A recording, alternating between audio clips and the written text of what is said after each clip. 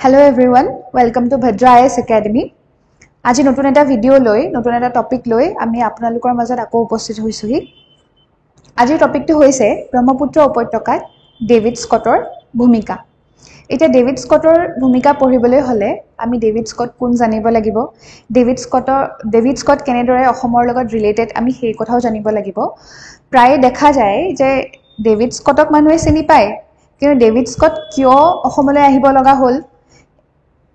ব্ৰিটিছে ভাৰতখন অধিকাৰ কৰোঁতে কি হৈছিলে আমি সকলোৱে জানো, কিন্তু ব্ৰিটিছে যেতিয়া অসমখন অধিকাৰ কৰিলে তেতিয়া কি হৈছিলে, কেনেদৰে অসমত তেওঁলোকে প্ৰৱেশ কৰিলে, কি হৈছিলে সেই বিষয়ে অকণমান কনফিউজন থাকে মানুহৰ। আৰু প্লাছ যিসকলে জানেতো জানেই, আৰু কি হয় যে মুখস্থ কৰি পৰীক্ষাটো দি দিয়াগে হয়, বুজাটো কম হয়। সেইবাবে আজি মই যিমান ইজিকে পাৰোঁ সিমান ইজিকে আপোনালোকৰ আগত এই বিষয়ে বুজাবলৈ চেষ্টা কৰিম। চ' ব্ৰহ্মপুত্ৰ উপত্যকাত ডেভিড স্কটৰ ভূমিকা।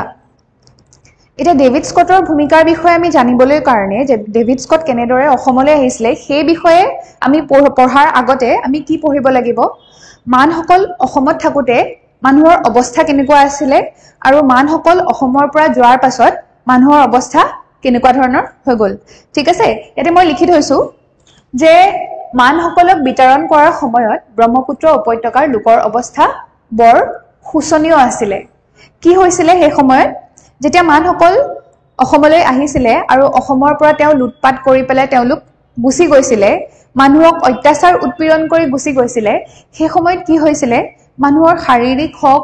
আৰ্থিক হওক সকলো দিশৰ পৰা মানুহ কি হৈছিলে, নিশকতীয়া হৈ পৰিছিলে। মানুহৰ অৱস্থা একেবাৰে শোচনীয় হৈ পৰিছিলে, কাৰণ তেওঁলোকে নিজে মানৰ বিৰুদ্ধে যুঁজ দিছিলে, নহয় জানো। তেওঁলোকে সকলো ওলাই আহি মানৰ বিৰুদ্ধে যুঁজ কৰাৰ ফলত কি হৈছিলে, তেওঁলোকৰ অৱস্থা একেবাৰে শোচনীয় হৈ পৰিছিলে। ইয়াৰ লগে লগে কি হৈছিলে, মানসকল যেতিয়া অসমৰ পৰা গ'লগৈ তেতিয়া তেওঁলোকে অসমৰে মানুহ বহুত সংখ্যক কি কৰিলে, দাস বনাই পেলাই তেওঁলোকৰ লগোৱা বনাই পেলাই লগতে লৈ গুচি গ'ল। কেইবা হাজাৰ লোকক মানে দাস হিচাপে ধৰি নিছিল, বহু লোকৰ বিভিন্ন ৰোগত আক্ৰান্ত হৈ মৃত্যু হৈছিল। চাৰিওফালৰ পৰা মানে হাহাকাৰ পৰিৱেশৰ সৃষ্টি হৈছিলে, যিহেতু মানে গোটেই অসমখনক ধ্বংস কৰি যোৱাৰ নিচিনাকৈ তেওঁলোক গুচি গৈছিলে। পিছলৈ এই অঞ্চলত ক্ষমতাক লৈ গৃহযুদ্ধ আৰম্ভ হয়। এই যে মই মেনশ্যন কৰিছোঁ যে গৃহযুদ্ধ আৰম্ভ হয়, এতিয়া কি হৈছিলে, সেই সময়ত কি হৈছিলে যে মানুহসকল গুচি গ'ল, ব্ৰিটিছে কি কৰিলে, ব্ৰিটিছসকলে অসমৰ এটা এটা অঞ্চলত তেওঁলোকে নিজে কিছুমান লোকক ৰজা পাতিছিলে, আৰু সেই ৰজাসকলে কি কৰিছিলে, ব্ৰিটিছক বছৰেকত নহবা মাহত নহলে এটা সময়ৰ মানে ব্যৱধানত তেওঁলোকে ব্ৰিটিছক পইচা আদায় দি থাকিব লগা হৈছিলে, আৰু বিভিন্ন ধৰণৰ বয় বস্তু ব্ৰিটিছক দি থাকিব লগা হৈছিলে। মুঠৰ ওপৰত ক'বলৈ গ'লে যে সেই ৰজাজন কমপ্লিটলি ব্ৰিটিছৰ আণ্ডাৰত আছিলে, মানে তেওঁলোক পপেট আছিলে। ব্ৰিটিছে যি কয় সেই কামেই কৰিব লগা হৈছিলে, ব্ৰিটিছে যি খোজে সেই দিব লগা হৈছিলে। তেওঁলোক যে ৰজা হৈ পেলাই তাত আছিলে, সেইটো ব্ৰিটিছৰ মানে আণ্ডাৰত আছিলে। ঠিক আছে, ইমানখিনিলৈকে ঠিক আছে। এতিয়া নেক্সটখিনি আমি পঢ়ো যে গৃহযুদ্ধ আৰম্ভ হ'বলৈ হ'ল। যে ব্ৰিটিছসকলে কি কৰিলে, সেই অঞ্চলটোত এজন ৰজা বনাই থৈ গ'ল, বাকী অঞ্চলৰ লোকসকলে যিসকল ৰজাৰ প্ৰাৰ্থী আছিলে, যিসকল ৰজা বনাৰ হকদাৰ আছিলে বুলি কওঁ, সেইসকলে কি কৰিলে, গৃহযুদ্ধ গৃহকন্দল আৰম্ভ কৰিবলৈ ল'লে। কোন ৰজা হ'ব, ব্ৰিটিছে ৰজাটো ঠিক পাতি থৈ গৈছে, কিন্তু কোন মানে ৰজা হ'ব তেওঁলোকৰ মাজত যুদ্ধ লাগিবলৈ আৰম্ভ হ'ল। ঠিক আছে, এতিয়া আমি নেক্সট শ্লাইডটোত পঢ়ো যে ডেভিড স্কটৰ ভূমিকা। এতিয়া ডেভিড স্কট কোন হয়, তেওঁ অসমলৈ কিয় আহিলে, এই বিষয়ে আমি ভালদৰে পঢ়ি লওঁ। ঠিক আছে, 1820 চনত নৱেম্বৰ মাহত ডেভিড স্কটক ব্ৰহ্মপুত্ৰ উপত্যকাৰ দায়িত্ব দিয়া হয়। কোন চনত, 1820 চনত ডেভিড স্কটক কি কৰা হয়, ব্ৰহ্মপুত্ৰ উপত্যকাৰ দায়িত্ব দিয়া হয়। কোনখিনি অঞ্চলৰ দায়িত্ব দিয়া হৈছিলে সেই বিষয়ে পঢ়িম। উত্তৰে ছিকিম, দক্ষিণে কাছাৰ আৰু চিলেটৰ পৰা সমগ্ৰ পূৰ্বাঞ্চলৰ বাবে তেওঁ গভৰ্ণৰ জেনেৰেলৰ এজেণ্ট হিচাপে নিযুক্তি হৈছিল। এতিয়া আমি একবাৰ মেপখন আঁকি লওঁ, মেপখন আঁকি আমি ঠাইখিনি লোকেট কৰি লওঁ। মই মেপখন ইয়াতে আঁকি দিছোঁ অলপকে, যাতে আমি এটা ৰাফ আইডিয়া লগাব পাৰোঁ। ঠিক আছে, এফালে অৰুণাচল আহিলে,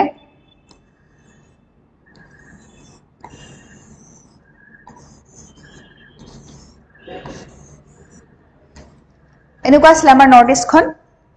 তো তেওঁক কোনখিনি জাগাৰ দায়িত্ব দি থোৱা হৈছিলে তেওঁক ব্ৰহ্মপুত্ৰ উপত্যকাৰ দায়িত্ব দি থোৱা আছিলে এটা ব্ৰহ্মপুত্ৰ উপত্যকাৰ কোনখিনি ঠাইৰ কথা ইয়াত মেনশন কৰি থোৱা আছে উত্তৰে সিকিম ঠিক আছে সিকিমখন এখিনি আছে বুলি ভাবি লও উত্তৰে সিকিম এই অঞ্চলটো তাৰ পাছত আহিলে দক্ষিণে কাছাৰখন আমাৰ ক'ত পৰিব এই অঞ্চলটো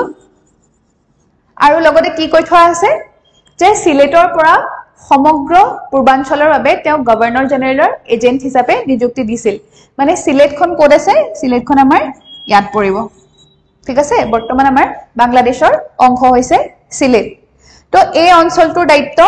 এই সমগ্ৰ অঞ্চলটোৰ দায়িত্ব কাক দি থোৱা আছিল ডেভিড স্কটক দি থোৱা আছিল এই ডেভিড স্কটক ইমানখিনি দায়িত্ব দিবলৈ ডেভিড স্কট আছিল কোননো সেই বিষয়টো আমি জানিব লাগিব ন তেওঁ এজেন্ট হৈ পেলে ঠিক আহিছিল কিন্তু ডেভিড স্কটৰ ব্যাক ষ্টৰীটো কি আছিল তেওঁ কোন আছিল তেওঁ আছিল ইয়াৰ আগতে আমি এটো পঢ়িলো যে উত্তৰ পূব ৰংপুৰ অৰ্থাৎ গোৱালপাৰা আৰু গাৰো পাহাৰৰ অসামৰিক কমিশনাৰ আৰু সিলেট জিলাৰ ন্যায়াধীশ হিচাপে তেওঁ দায়িত্ব পালন কৰিছিল ঠিক আছে যেনেদৰে মই লিখি থৈছো যে উত্তৰ পূব ৰংপুৰ ইয়াতে আমি এটা দুটা ধৰণৰ ৰংপুৰ পাম এটাটো আমি সকলোৱে গম পাও শিৱসাগৰত এটা ৰংপুৰ জায়গা আছে কিন্তু এই এটো পঢ়িবলৈ লওঁতে আমি আৰু এটা চাব লাগিব যে এই যে উত্তৰ পূব ৰংপুৰ বুলি কৈছে হেতু উত্তৰ পূব ৰংপুৰ কিন্তু শিৱসাগৰৰ ৰংপুৰ নহয় এই উত্তৰ পূব ৰংপুৰটো কৰ হয় এটো বৰ্তমান ওয়েস্ট বেংগলত পৰে ঠিক আছে আমি আকৌ এবাৰ মেপখন আঁকি লৈছো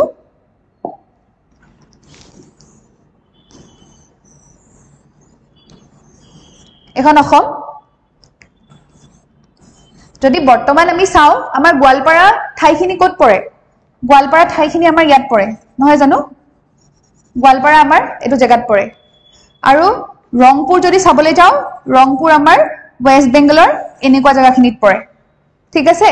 এটা কি কোৱা হৈছে যে উত্তৰ পূব ৰংপুৰ অৰ্থাৎ গোৱালপাৰা আগতে ৰংপুৰৰ অংশ আছিল ঠিক আছে নে বৰ্তমান আমি গোৱালপাৰা বুলি কও জিলাখন ডিভাইড কৰাৰ পিছত কিন্তু গোৱালপাৰাখন কোৰ অংশ আছিল উত্তৰ পূব ৰংপুৰৰ অংশ আছিল আৰু গাৰো পাহাৰৰ অসামৰিক কমিশনাৰ আৰু সিলেট জিলাৰ ন্যায়াধীশ হিচাপে তেওঁ দায়িত্ব পালন কৰিছে তেওঁ জাজ আছিল ঠিক আছে তেওঁ জাজ আছিল সিলেটৰ তেওঁ জাজ আছিল আৰু উত্তৰ পূব ৰংপুৰ আৰু গোৱালপাৰাৰ তেওঁ কি আছিল গাৰো পাহাৰৰ অসামৰিক কমিশনাৰ আছিল তেওঁ অসামৰিক কমিশনাৰ আছিল তেওঁ ন্যায়াধীশ আছিল তাৰ পাছত তেওঁ কি কৰা হল তেওঁ ব্ৰিটিছ চৰকাৰে আমাৰ অসমত গভৰ্ণৰ জেনেৰেলৰ এজেন্ট হিচাপে আপাৰ আসাম লোৱাৰ আসাম গুটে অসমখন শাসন কৰিবলৈ পঠাই দিলে অলৰাইট এতিয়া আমি চাও তেওঁ কি কৰিলে আহি পেলে প্ৰশাসনিক সুবিধাৰ্থে তেওঁ অসমখনক দুটা ভাগত ভাগ কৰিলে যেটো আমি এটা উজনি অসম নামনি অসম বুলি কও প্ৰশাসনিক সুবিধাৰ্থে ভাগ কোনে কৰিলে ডেভিড স্কটে ভাগ কৰিলে তো উজনি অসমৰ সদৰ ক'ত আছিল উজনি অসমৰ সদৰ আছিল ৰংপুৰত এটো ৰংপুৰ এটো শিৱসাগৰৰ ৰংপুৰ এটো শিৱসাগৰ জিলাৰ ৰংপুৰ আমাৰ উজনি অসমৰ সদৰ আছিল অন্যহাতে নামনি অসমৰ সদৰ ক'ত আছিল নামনি অসমৰ সদৰ আছিল গুৱাহাটীত এতিয়া এখিনলৈকে মই অলপকে সামাৰাইজ কৰি দিও যাতে আপোনালোকৰ বুজিবলৈ সুবিধা হয় মই যিমান পাৰো ইজি ভাষাতে বস্তুখিনি বুজাবলৈ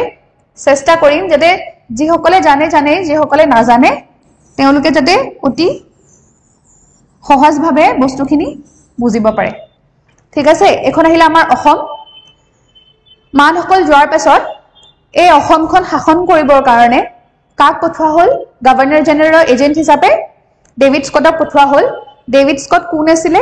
ডেভিড স্কট এজন ন্যায়াধীশ আছিল সিলেটৰ আৰু অসামৰিক কমিশনাৰ কোড আছিল ৰংপুৰ আৰু গোৱালপাৰা আৰু গাৰো পাহাৰৰ এটা ৰংপুৰটো আমি গম পাও যে শিৱসাগৰত আছে বুলি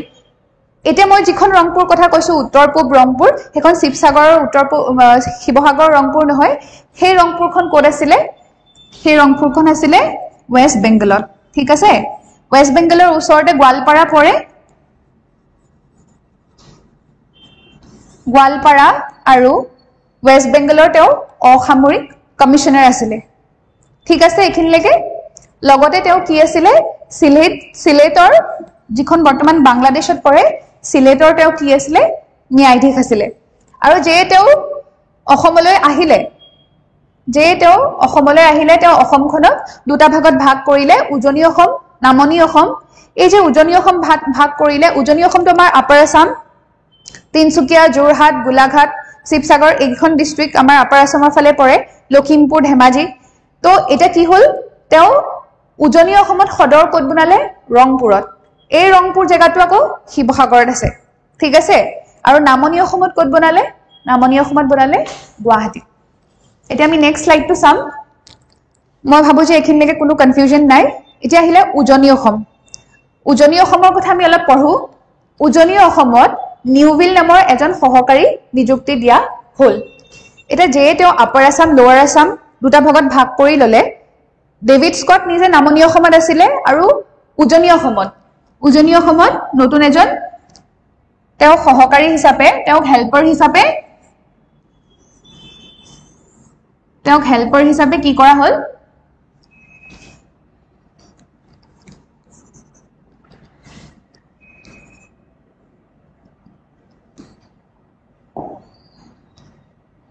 হেল্পাৰ হিচাপে নিযুক্তি দিয়া হল এখন অসম আহিলে ঠিক আছে দুটা ভাগত ভাগ কৰিলে এফালে আহিলে উজনি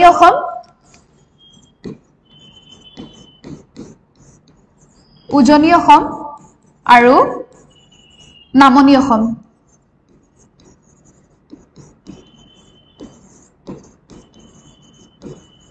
উজনি অসম আৰু নামনি অসম ডেভিড স্কট ক'ত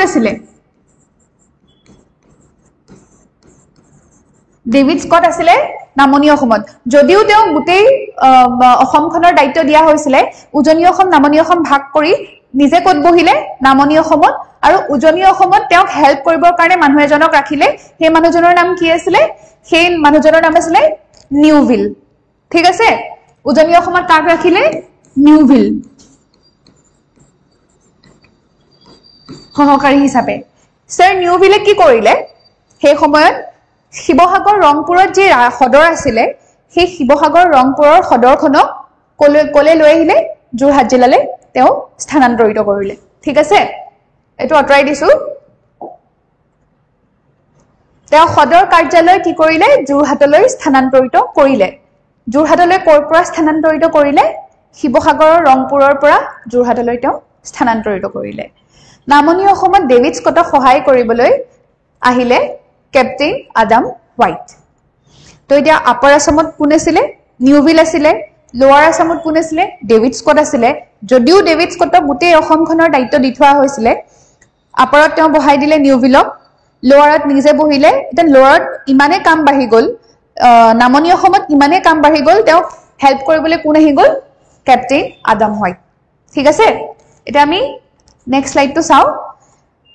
সামৰিক ব্যৱস্থাৰ পৰিৱৰ্তন এটা যে ডেভিড স্কট অসমলৈ আহিলে তেওঁ কিছুমান সামৰিক ব্যৱস্থাৰ পৰিৱৰ্তন ঘটালে এটা সামৰিক ব্যৱস্থাৰ কি পৰিৱৰ্তন ঘটালে আমি স্লাইড গিটাত পঢ়িলো এবাৰ 1826 চনত ইংৰাজ চৰকাৰে তেওঁলোকৰ সৈন্য উভতাই লয় 1826 চনত কি হৈছিল ইয়াণ্ডাবু হৈছিল মান আৰু ব্ৰিটিছৰ মাজত ইয়াণ্ডাবু সন্ধি স্বাক্ষৰিত হৈছিল তাৰ পাছত কি হল ব্ৰিটিছসকলৰ যিমানখিনি সৈন্য সামন্ত আমাৰ অসমত আছিল সেই সৈন্য সামন্তখিনি অসমৰ পৰা তেওঁলোকে লৈ গুচি যায় আৰু কি কৰিলে সৈন্য সামন্তখিনি যে তেওঁলোকে লৈ গুচি গল অসমত কি থাকিলে অসমতটো সৈন্য দৰকাৰ হ'ব অসমত কেনে ধৰণৰ তেওঁলোকে সৈন্য ব্যৱস্থাপনা কেনেকুৱা আছিল এই বিষয়ে পঢ়িম হিন্দুস্তানী গোৰখা কিছু সংখ্যক মণিপুৰী আৰু স্থানীয় লোকেৰে কি বনালে হিন্দুস্তানী গোৰখা কিছু সংখ্যক মণিপুৰী মানুহ আৰু স্থানীয় লোকেৰে তেওঁলোকে কি বনালে আসাম লাইট ইনফেন্ট্ৰি নামেৰে এক সামৰিক বাহিনী গঠন কৰিলে ঠিক আছে কি গঠন কৰিলে আসাম যেটো আমি আসাম বুলি কওঁ ইংলিশত আসাম লাইট ইনফেন্ট্ৰি নামেৰে এটা সামৰিক বাহিনী গঠন কৰিলে ঠিক আছে কাৰণ 1826 চনৰ পিছত কি হৈছিল 1826 চনৰ পিছত ইয়াণ্ডাবু সন্ধিৰ পাছত ব্ৰিটিছসকলে তেওঁলোকৰ সৈন্য সামন্ত উভতাই লৈ যায় অসমত যি সৈন্য সামন্ত দৰকাৰ হয় তাৰ বাবে ইয়াৰ স্থানীয় লোকেৰে হিন্দুস্তানী গোৰখা আৰু মণিপুৰী মানুহে মিলাই পেলাই কি কৰিলে তেওঁলোকে এটা আসাম লাইট ইনফেন্ট্ৰি নামে এটা সামৰিক বাহিনী গঠন কৰিলে ইয়াৰ এটা ভাগ কোড ৰাখিলে ইয়াৰ এটা ভাগ ৰাখিলে বিশ্বনাথত আনটো ভাগ কোড ৰাখিলে আনটো ভাগ শদিয়াত ৰাখিলে ঠিক আছে এখিনি মনত থাকিব নিশ্চয় ইয়াত মই নাভাবো যে কোনো কনফিউজন থাকিব লাগে নেক্সট স্লাইড টু চাও এটা আহিলে ৰাজহ ব্যৱস্থাৰ পৰিৱৰ্তন ৰাজহ ব্যৱস্থাৰ সংস্কাৰ তেওঁ কেনেদৰে কৰিছিলে ডেভিড স্কটে উজনি অসমৰ পৰা পাইক প্ৰথা উঠাই দিয়াৰ বিনিময়ত উজনি অসমৰ পৰা কি কৰিছিলে পাইক প্ৰথা উঠাই দিয়াৰ বিনিময়ত প্ৰত্যেকৰে পৰা 3000 টকাৰে কি কৰিলে তেওঁ খাজনা ললে পাইক প্ৰথাটো উঠাই দিলে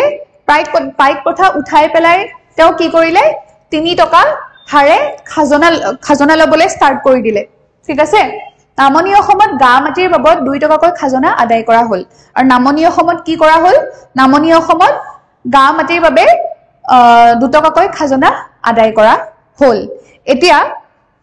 এই দুটা লাইনত আমি এটা ডিফাৰেন্স দেখিবলৈ পাও ইয়াত 3 টকা বুলি কোৱা হৈছে ইয়াত 2 টকা বুলি কোৱা হৈছে হেতুৱে ডিফাৰেন্স নহয় গা মাটি আমি কাক কৈছিলো মই ইয়াৰ আগতে এটা ভিডিও দিছিলো যেটো পাইক প্ৰথাৰ ওপৰত আছিল আৰু আহোমসকলৰ শাসন ব্যৱস্থা কেনেকুৱা আছিল হেতুৰ ওপৰত মই এটা ভিডিও আপলোড কৰিছিলো তাতে মই কৈছিলো যে গা মাটি মানে কি পাইক সকলক তেওঁলোকে খাটি দিয়াৰ বিনিময়ত যেটো মাটি বিনা খাজনাৰে তেওঁলোকক প্ৰভাইড কৰা হয় সেই মাটিটোকে কি বুলি কোৱা হয় সেই মাটিটোকে গা মাটি বুলি কোৱা হয় ঠিক আছে পাইক সকলে যে ৰজাৰ ঘৰত খাটি দিছিলে সেই খাটি দিয়াৰ নামত তেওঁলোকক যেটো মাটি দিয়া হয় ধান খেতি কৰিবৰ বাবে আৰু হেতু বিনা খাজনাৰে দিয়া হয় তেওঁলোকে খাজনা দিবলৈ প্ৰয়োজন নাছিলে সেই মাটিটো কি বুলি কোৱা হয় গা মাটি বুলি কোৱা হয় এই ইয়াত যে গা মাটি বুলি কোৱা আছে গা মাটি মানে নামনি অসমত পাইক প্ৰথা আছিলে আৰু উজনি অসমত কি হৈছিলে উজনি অসমত স্পেলিং মিস্টেক হৈছে মই ঠিক কৰি দিম উজনি অসমত কি কৰিছিলে পাইক প্ৰথা উঠাই দিছিলে তেওঁলোকে ইম্পৰ্টেন্ট হয় গিটা বস্তু কাৰণ স্টেটমেন্টত দি দিলে আমাৰ খেলিমিল লিখি যাব পাৰে যে আমি গম নাপাব পাৰো উজনি অসমত ডেভিড স্কটে পাইক প্ৰথা উঠাইছিল নে নাই উজনি অসমত তেওঁলোকে পাইক প্ৰথা উঠাই দিছিলে আৰু নামনি অসমত কি কৰিছিলে পাইক প্ৰথা আছিলে সেই পাইক সকলক যে গা মাটি দিয়া হৈছিলে গা মাটি দিয়াৰ বাবদ কিন্তু তেওঁলোকে খাজনা দিব লগা নহৈছিলে কিন্তু যে ডেভিড স্কট আহি গল ডেভিড স্কটে কি কৰিলে গা মাটিৰ বাবদ কি কৰিলে 2 টকাকে খাজনা আদায় দিয়াৰ তেওঁলোকে ব্যৱস্থা কৰিলে মানে 2 টকাকে তেওঁলোকে গা মাটিৰ বাবদ খাজনা লৈছিলে আৰু সেই পইচাটো কি বুলি কোৱা হৈছিলে সেই খাজনাটোক গা ধন বুলি কোৱা হৈছিলে ঠিক আছে এই কৰক দৰঙত জুহাল কৰ আৰু সৰু কৰ বুলিছিল দৰঙত এই কৰক কি বুলি কোৱা হৈছিলে জুহাল কৰ বা সৰু কৰ কাৰণ তেওঁলোকে জুহাল কৰ সৰু কৰ কিয় কৈছিলে হেখিনি মাটি তেওঁলোকে ধান খেতি কৰিছিলে ঠিক আছে এই ধান খেতি বাবদ তেওঁলোকে ধান বিক্ৰী কৰি তেওঁলোকে সৰু জ্বলাব লগা হৈছিল হয়নে তেওঁলোকৰ জুহালখন কেতিয়া জ্বলিছিলে যেতিয়া তেওঁলোকে সেই ধানখিনি বিক্ৰী কৰি তেওঁলোকে পইচা আহৰণ কৰি বস্তু কিনিব পাৰিছিলে ঠিক আছে সেই কাৰণে এই কৰটোক কি বুলি কোৱা হয় জুহাল কৰ বা সৰু কৰ বুলি কোৱা হয় নেক্সট টু চাও যে খেলৰ বিষয়াসকলক স্থানৰ ওপৰত ভিত্তি কৰি কৰ সংগ্ৰহ কৰিবলৈ দিয়া হৈছিলে মই কৈছিলো যে কেইবাটাও পাইক মিলাই পেলাই কি হৈছিলে খেল গঠন কৰা হৈছিলে পাইকত 4টাকে মানুহ আছিল 4টা মানুহক এটা পাইক বুলি কোৱা এটা পাইকত 4টাকে মানুহ আছিল তেওঁলোকে কি কৰিছিলে খেলৰ গঠন কৰিছিলে হয়নে সেই খেলৰ বিষয়াসকলক খেলৰ এটা খেল সম্ভালিবলৈ যিজন মুৰব্বী আছিল যেনেকে 100টা খেলৰ গৰাকী কোন আছিল 100টা পাইকৰ গৰাকী হয়কিয়া আছিল 1000টা পাইকৰ গৰাকী কোন আছিল হাজৰিকা আছিল তেনেদৰে এই যিসকল বিষয়া আছিল খেলৰ বিষয়াসকলক স্থানৰ ওপৰত ভিত্তি কৰি তেওঁলোকক কৰ সংগ্ৰহ কৰিবলৈ দিয়া হৈছিল মাটিৰ খাজনাৰ উপৰিও বেলেগ বেলেগ বৃত্তিৰ লোকসকলৰ ওপৰত বিত্তীয় কৰ বহুৱাইছিল যদি কোনোবা মাছমৰীয়া হয় যদি কোনোবা কৃষক হয় খেতিয়ক হয় বা কোনোবা কমাৰ হয় কহাৰ হয় তেওঁলোকৰ বৃত্তি বেলেগ বেলেগ হয় সেই বৃত্তিৰ ওপৰত ভিত্তি কৰি কি কৰিছিল বিত্তীয় কৰ বহুৱাইছিল তেওঁলোকৰ পৰাও পইচা লোৱা হৈছিল আহোমৰ সময়ত কৰ মুক্ত দেৱোত্তৰ ব্ৰহ্মোত্তৰ ধৰ্মোত্তৰ মাটিৰ ওপৰতো স্কটে খাজনা নিৰূপণ কৰিছিল দেৱোত্তৰ ব্ৰহ্মোত্তৰ আৰু ধৰ্মোত্তৰ মাটিৰ বিভিন্ন ভাগ আছিল মঠ মন্দিৰলৈ দিয়া মাটিৰ ভাগ মাটিৰ টাইটেল বেলেগ আছিল নাম বেলেগ আছিল তেনেদৰে দেৱোত্তৰ ব্ৰহ্মোত্তৰ ধৰ্মোত্তৰ এইখিনি মাটিত ব্ৰিটিছৰ দিনৰ পৰা খাজনা লোৱা হ'ল কিন্তু আহোমৰ দিনত কি হৈছিলে আহোমৰ দিনত এই মাটিখিনিৰ ওপৰত কৰ সংগ্ৰহ কৰা নহৈছিলে আহোমৰ সময়ত কি কৰা হ'ল কৰমুক্ত দেৱোত্তৰ ধৰ্মোত্তৰ আৰু ব্ৰহ্মোত্তৰ মাটিৰ ওপৰত স্কটে খাজনা নিৰূপণ কৰিছিলে এইখিনিয়ে হৈছে মেইন ৰাজহ ব্যৱস্থাৰ সংস্কাৰ তেওঁ যি চেঞ্জেছ আনিছিলে ৰাজহ ব্যৱস্থালৈ নেক্সট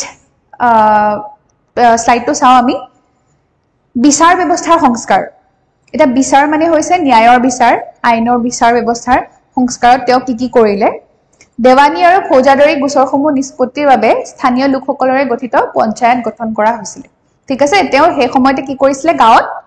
যিসকল বিবাদ আছিলে দেৱানী আৰু ফৌজাদাৰী সেই বিবাদসমূহ নিষ্পত্তি কৰিবলৈ সেই গোচৰসমূহ নিষ্পত্তি কৰিবলৈ তেওঁ কি কৰিছিলে স্থানীয় লোকেৰে যেটো আমাৰ এতিয়া হয় তেতিয়াই তেওঁ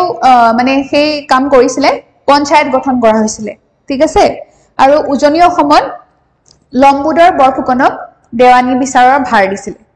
কাক দিছিলে লম্বুদৰ বৰফুকনক তেওঁ দেৱানী বিচাৰৰ ভাৰ দিছিলে আৰু নামনি অসমত দেৱানী গোচৰৰ বাবে দুখন আৰু ফৌজাদাৰী গোচৰৰ বাবে এখন আদালত আছিল নামনি অসমত কেখন আছিল দেৱানী গোচৰৰ বাবে দুখন আছিল আৰু ফৌজাদাৰী গোচৰৰ বাবে এখন আদালত আছিল তো এইখিনি বস্তু এইখিনি বস্তু ব্ৰহ্মপুত্ৰ উপত্যকাত ডেভিড স্কটৰ ভূমিকা এইখিনি সকলোখিনি নহয় মই এটো নকও যে মই গুটে কথাখিনি লিখি আনিছো ইম্পৰ্টেন্ট কিছুমান পইণ্টস মই ইয়াতে এড কৰিছো মই ভাবো যে যদি ডেভিড স্কটৰ ওপৰত যদি আপোনালোকৰ কোৱেশ্চন আহিব লগা মেইনছত তো ইয়াৰ পৰা নিশ্চয় আপোনালোকে লিখিব পাৰিব যিসকল অসমীয়া মিডিয়ামৰ ষ্টুডেন্টস আছে কাৰণ তেওঁলোকে কি হয় মেটেৰিয়েলছ পাবলৈ বিৰাট দিগদাৰ হয় তো মই এইখিনি প্ৰিপেয়াৰ কৰি আনিছো সেবাৰ এইখিনি মেটেৰিয়েলছ হয় সেবাৰ কিতাপত আছে তাৰ উপৰি এডভাৰ্ট গেটত আছে তো এইখিনি বস্তু আপোনালোকে যদি পাৰে তেতিয়া হলে ইয়াৰ পৰা নোটছও বনাব পাৰে যদি কিবা বুজি নাই পো আপোনালোকে কমেন্ট বক্সত কমেন্ট কৰিব আৰু মই উত্তৰ দিবলৈ চেষ্টা কৰিম ইয়াৰ লগে লগে মই আৰু এটা কথা কৈ থব বিচাৰো যে ভদ্ৰা এছ একাডেমীয়ে 26 আগষ্টৰ পৰা অসমীয়া মাধ্যমত এপিএসসি আৰু ইউপিএসসি কোচিং ষ্টাৰ্ট কৰিছে যদি আপোনালোকে অসমীয়া মাধ্যমত এপিয়াৰ কৰিব বিচাৰে তেতিয়া হলে আপোনাক যোগাযোগ কৰিব পাৰে যোগাযোগৰ নম্বৰটো মই স্ক্ৰিনত দি দিছো ঠিক আছে যোগাযোগৰ নম্বৰটো আপোনালোকে নোট কৰি লব পাৰে 8638391721 যদি আপোনালোকে বিচাৰে তেতিয়াহলে যোগাযোগ কৰিব মই আন এটা ভিডিও লৈ আপোনালোকৰ মাজলৈ পুনৰ উভতি আহিম আজিলৈ ইমানতে সামৰিছো ধন্যবাদ